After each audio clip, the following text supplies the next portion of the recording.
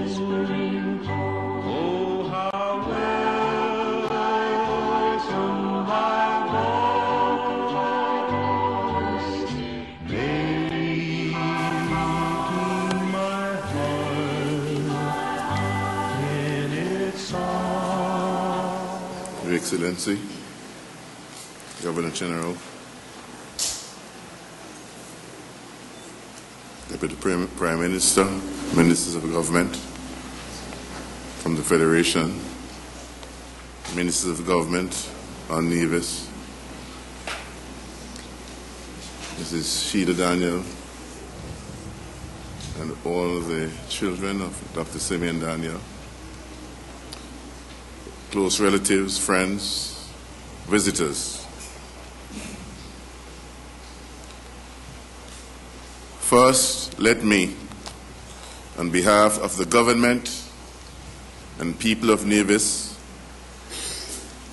on behalf of my wife and children, offer condolences to Mrs. Sheila Daniel and all the Daniel children at the passing of Dr. Simeon Daniel.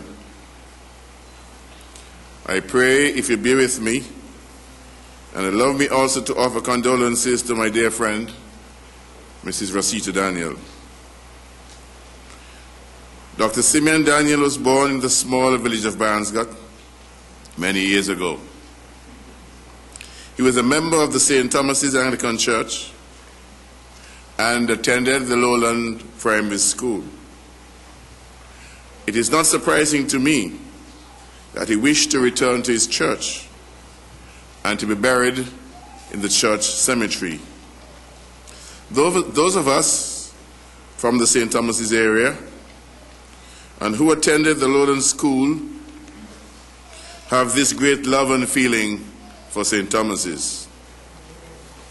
We were obviously imbued with the sense of pride and self-worth that serve and gave us a peculiar bond, which in turn causes us always to want to return home. So here we are, surrounded by the walls of this great church, which has been positioned on this strategic hill overlooking St. Thomas's Parish for the last 4 centuries.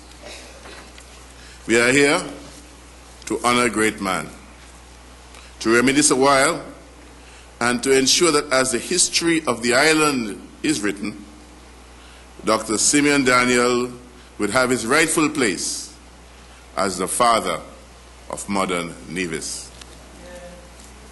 Before 1970, no one foresaw that this quiet gentleman will become a giant that he was. 1970 is such a significant date for all of us. It was a time of death, of mourning, and despair. It was a time of soul searching, of self-examination, and eventually a time of renewal. Dr. Daniel, like Sir Winston Churchill, was a man in the right place at the right time.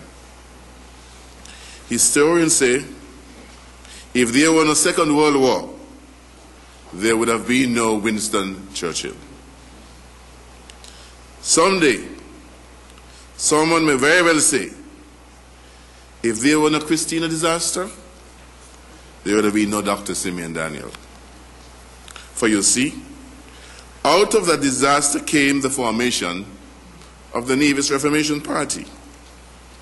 That party of peace, progress and prosperity, and its first leader was Dr. Simeon Daniel. There is a quotation again that takes us back to the Second World War. It goes like this: never in the history of mankind did so many owe their lives to so few. Let us, as Nevisians, say, if it were not for Dr. Simeon Daniel and the band of men around him, that what would Nevis be today? In 1971, They dominated the Nevis local council. Sometimes they had a budget of less than $200,000 to spend per year. They never got the full sum of money, and usually it was not released until December, at the very end of the year.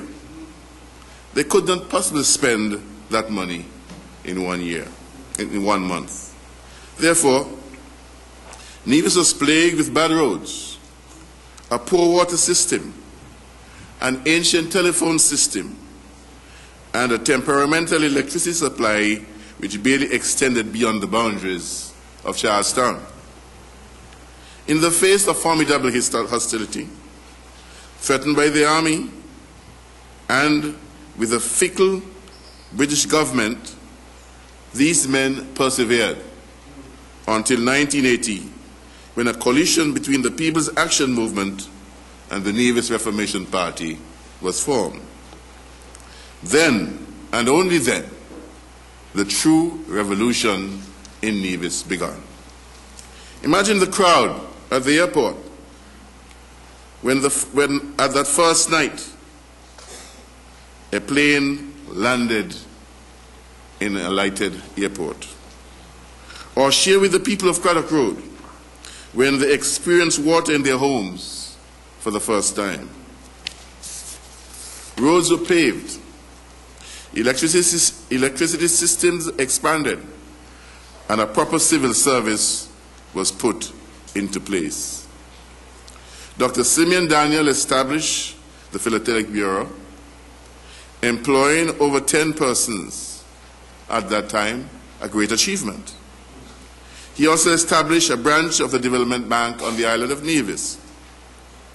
Even the simple matter of getting a birth certificate was done in Nevis for the first time. 1980 to 83 was a frantic period of preparation for independence, so that when the 19th of September 1983 dawned, Nevis was ready for its first government since 1882. This was, for me, a major achievement for Mr. Daniel, albeit that the government was started with 250,000 EC dollars, which, by the way, Mr. Daniel took up out of the National Bank, because there was some resistance to him having any money to start the government.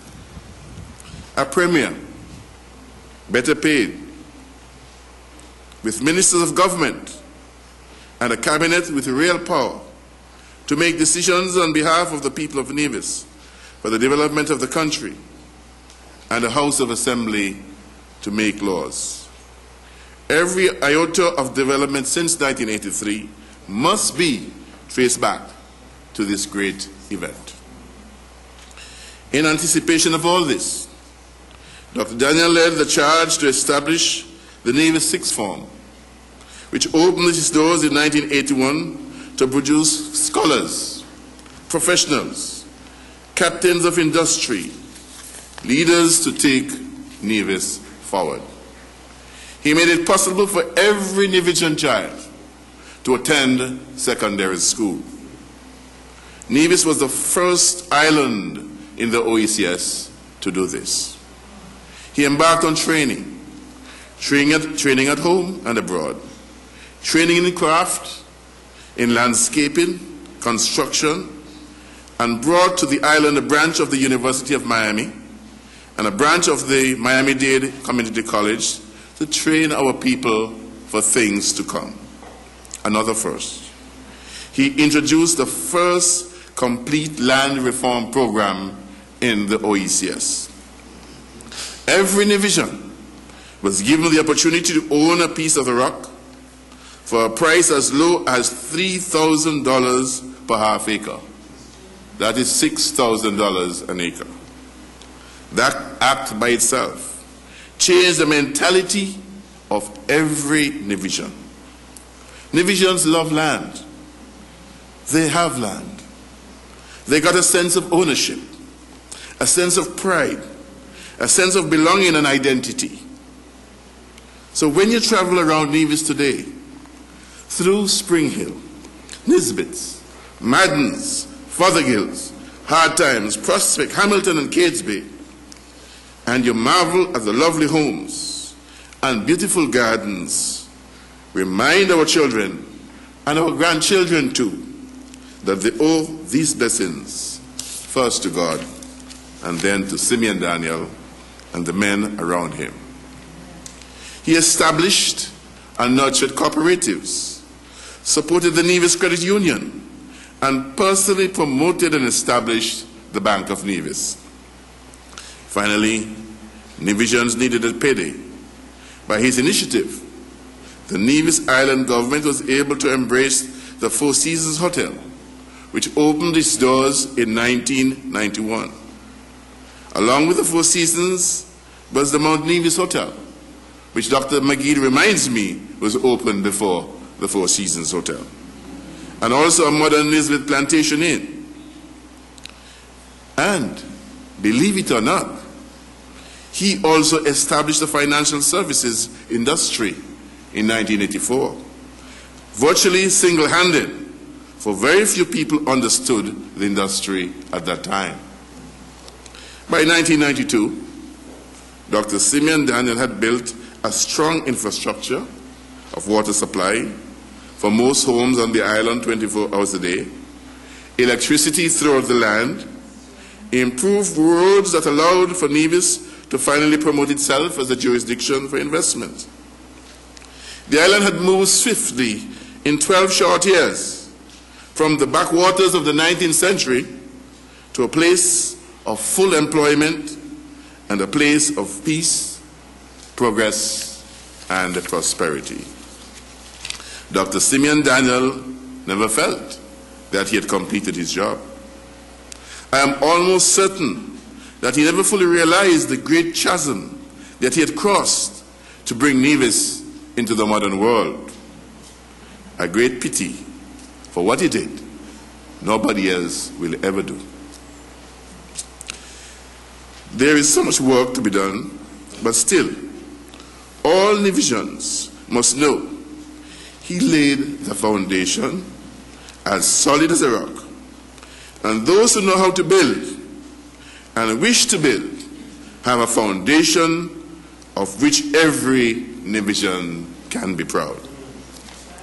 What an incredible journey. It was a transformation. I dare say a revolution.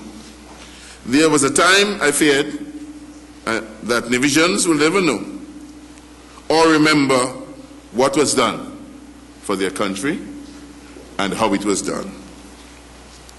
But I'm happy to say that I conclude with this statement. Even in dying, Mr. Daniel has left for us and has ensured that the legacy of Nevis is preserved forever. I am proud to have been part of that journey. To our leader, our hero, I say unreservedly, your task is over. Your work is done. Know that God in his divine wisdom in the end determines the road we travel and the beginning and end of the journey. It is my wish and the wish of all Nevisians that you on your final journey, that the angels embrace you, lift you up in heavenly flight, to join the glorious congregation, and may eternal peace embrace you forever and ever. Again, on behalf of my government, on behalf of the people of Nevis, I end by saying to Dr. Simeon Daniel, may your soul and the soul of the departed saints rest in eternal peace. Thank you.